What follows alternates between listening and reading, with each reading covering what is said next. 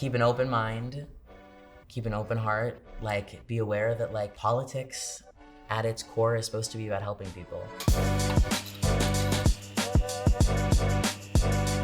Aidan, welcome to POVz. I have been dying to have you on the show. I look up to you in so many ways, and it's so nice to be with you in person, so thank you so much for coming. Of course, thank you so much. I'm so excited. This is going to be great. The work you do is so important. I wanted to start off today by taking a page out of your book and asking you a series of slay or nay questions. You ready? Yes. And for context, do you want to share what slay or nay is? Yes. It was from an interview with an interesting person named Christian Walker, where we asked him a series of questions and whether things were slay or whether they were nay. And as you can guess, when he liked things, he would say slay, and when he did not like things, he would say nay. Okay, so let's do it. Slay or nay? We'll start off with an easier one. Millennials. Slay. Care to elaborate? Some millennials, amazing. I wear skinny jeans and I'm proud of it, even though the rest of my generation refuses to. I feel. So in that way, slay. Great. Oat milk. Slay. Lactose intolerant. We love. The two-party system. Nay. Idolizing politicians. Nay, but that doesn't mean we can't recognize when they do admirable things. Echo chambers. I mean, nay. Those were my slay or nays for you today, and I think that transitions us into the question I want to start by asking you, which is, do you think change always needs to be progressive? Historically, it obviously has not always necessarily been progressive in the way that we would use the term now. Progress is relative, and so if you're starting from a more liberal system, then change and progress can be like conservative. However, I believe that the change we need now is like what we view and what is like historically named as progressive. Positive change does need to be progressive. Thank you for sharing that. So much of what you do with Gen Z for Change is advocating for that type of social impact or change. When you are advocating through your platform and through all of the campaigns you're doing, what is your ultimate goal? What do you hope that change will be? If I am doing something that helps like one person in any material way, that is what I view as success, because I could kind of put myself out there and say, success will only happen when like we fix climate change, healthcare inequality, etc. And the work won't stop until we do that. That doesn't mean that we can't kind of acknowledge the success of things that we are doing, because with all of these oppressive systems in place, interpersonal connections can bring positivity into someone's life. If I can do something to in any way help at least one person, like that's the beginning. Yeah, helping that one person is huge. We can just help one person open their mind to another person's point of view.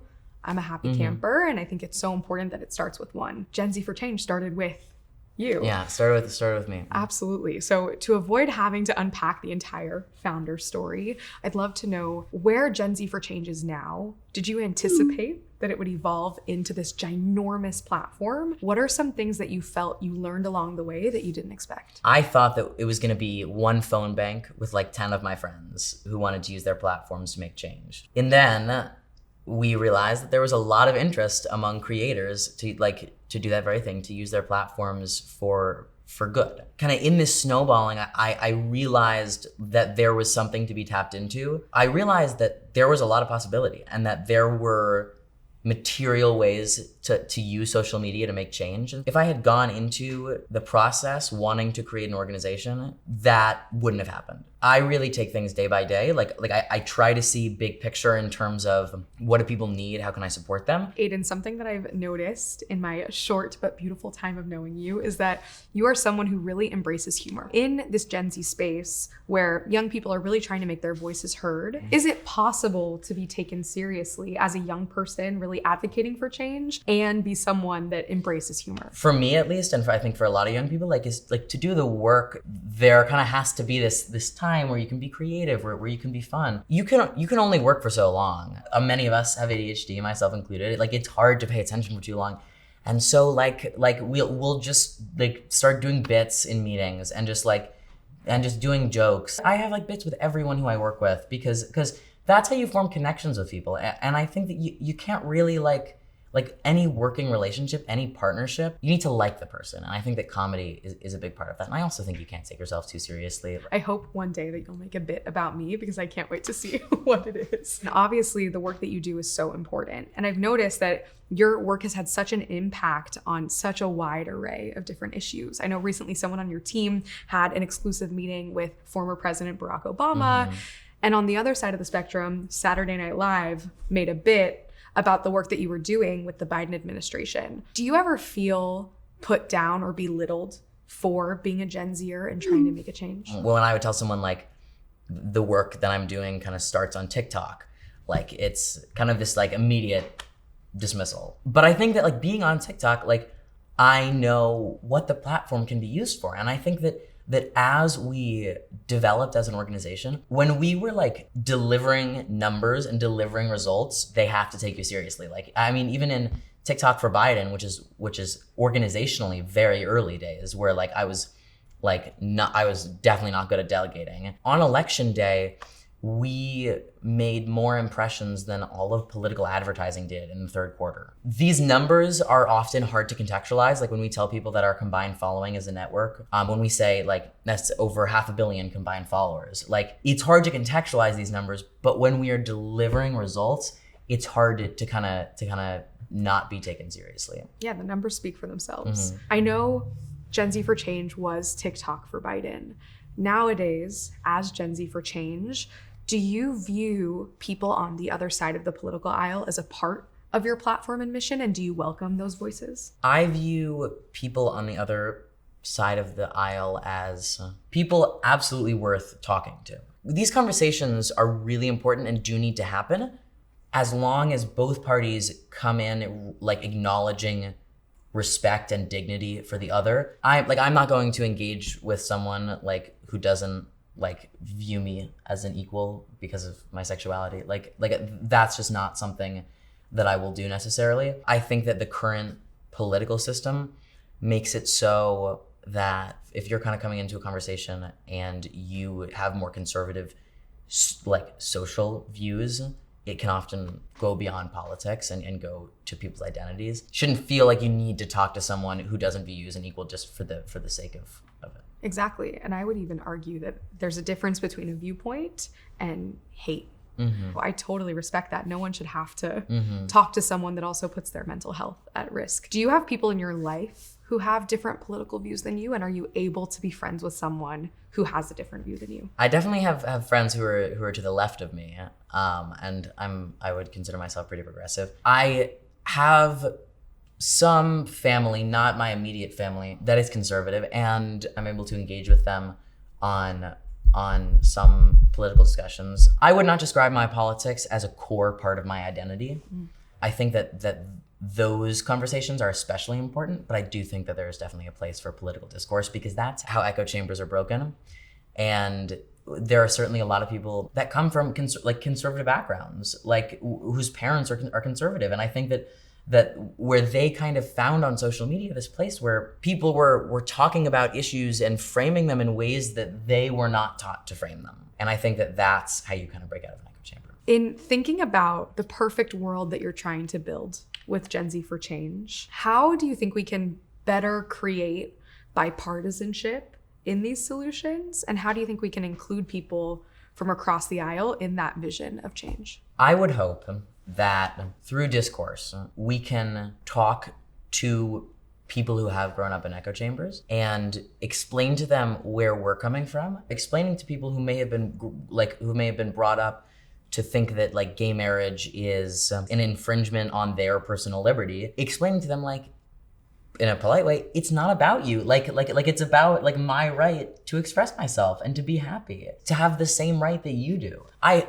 have to hope and I have to think that in the end, the principle of equality will win. My right to express myself, your right to express yourself, like that should not be a political concept. And I think that when all of these issues are politicized, we're brought up to think of like these sides. There's no reason why, if you believe like one issue, that has to be aligned with every other party issue. The two-party system has definitely put us into boxes in a lot of ways. So much of what we can hold on to is that optimism and hope that Dialogue can create those moments of unity that could maybe help us solve issues. How would you advise someone out there who wants to start using their voice and speaking up about these issues to start doing so in a world full of cancel culture and fear of saying the wrong thing? It's important to talk, but it's more important to listen.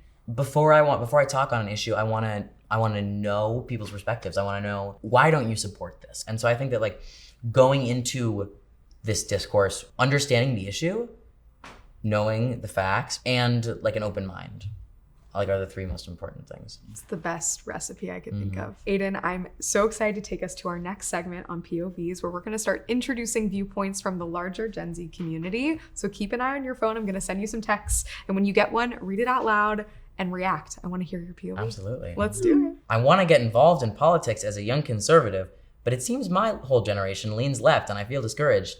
How can I find my political community? What are your thoughts? My thoughts, I would say, don't get into politics like with the mindset of like to do this ideologically.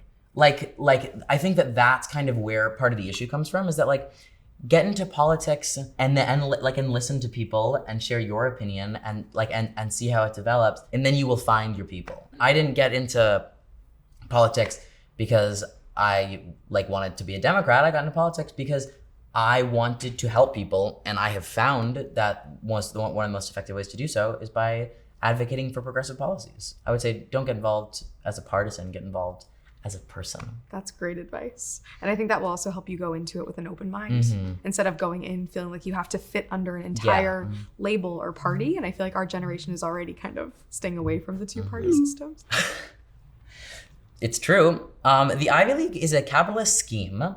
Anyone going to one of those schools is just repeating the cycle so many of them speak out against. I think that the Ivy League is and has historically been a very elitist place that is inaccessible for a lot of people. Absolutely. Like, unfortunately, society is set up in a way that values a college degree, especially from these places. If you are lucky or privileged enough to end up in one of these spaces, embrace the resources that you have at your disposal. Use them as places to listen to others, because for a lot of people, for example, next year, I will be exposed to more diverse perspectives than I am right now, because of the school I go to, in DC. The Ivy League is a capitalist scheme, but I have some bad news about this country. So you can't really escape it. And so, but you can advocate against it, and you can obviously try to make change. That's what I'd say. So it's a yes and. Yes and. Yeah, I'm an improviser. I'm Gen Z and I'm not proud of it. Our generation is doing way more harm than good. We should honestly just stay quiet, since none of us really know what we're talking about anyway. I'll say, girl, that's a you problem. If you don't know what you're talking about, and I mean this in a polite way, you're telling on yourself. People are in this space because they educate themselves and they learn from others. And so if you don't know what you're talking about, then you're right, that is a time for you to listen. That is only more reason to be involved in discourse. On one hand, Gen Z, we're this generation that many of us have a lot of things in common. We're a very diverse generation. Everyone is advocating for different things. And there are some people who don't know what they're talking about. And I would encourage them to listen to others. And if you do know what you're talking about, then make your voice heard if you're comfortable. That's great advice. Is it just me, or does it seem like being Jewish is extremely controversial in 2022? Isn't that fucked up? Why should anyone be ashamed of who they are? Do you think being Jewish is controversial in 2022? There is a ton of anti-Semitism out there. There's a ton of hatred. And I have experienced a decent amount of it. It's only controversial to the people who don't to the people who don't like us. It's only controversial to anti-Semites. For me, being Jewish is not controversial. It's just me. I would venture to think that the person with that POV is insinuating Israel completely baked into the Jewish identity. A lot of young people, myself included, aren't always willing to disclose their Jewish identity because of all of the anti-Semitism that is oftentimes bred from people's stances on Israel. Yeah, because that's totally true. In the same way that race, gender, religion, everything, these are all social constructs, that is true. That doesn't remove any of the the hatred that people direct towards others. My username used to be political Jew. I ended up having to change it after the doxing, which was hard because it's part of my identity and it's something I'm very proud of. I had to sacrifice part of my openness for the practical sake, and it's easy enough to say I want to be open with everyone all the time, And that is something that I really, really wish were possible for me. And it's just maybe not the reality. But it's just not the reality. And so if you are in a situation where you are like fearful about like part of your identity being revealed, embrace your identity, but don't feel like if your religion, if being open, like publicly, if you think that's going to endanger you, don't feel like you have to for the principle. Because I think that principles and practicality and privacy coming together can be very complicated. It must be really difficult to feel like you have to hide certain pieces of your identity when you believe in openness and you want to share those parts of yourself. I can't imagine what that must have felt like, to feel like you had to change your TikTok handle or you weren't able to fully share your whole self. Aidan, drop a hot take. Aidan, what's your hot take? Every person living in this country deserves to have an equal voice. I so appreciate that, and it's something I resonate with. Clearly, you have a reach that spans 500 million people. If you had a megaphone that could reach all of Gen Z, what would you want them to know and what message would you give them? Before the serious part, whenever I find myself in a position with a microphone, I do this thing on, and everyone is like, what? So I would first do that, and then this hypothetical Gen Z would be like, and then after that, I would say, keep an open mind, keep an open heart, like be aware that like politics at its core is supposed to be about helping people. Like that's what government and politics should be. Thank you so much for sharing that, Aidan, and for all the work you do. This was such an honor having you on POVz today. And I can't wait for our next conversation. Thanks so much. Bring it in. You're so awesome. How do you feel? I feel great. You're such a natural. Thank you. I feel like we could have talked for hours. I wanted to cover so many other topics, but before you go, can we take a selfie? Absolutely. Okay.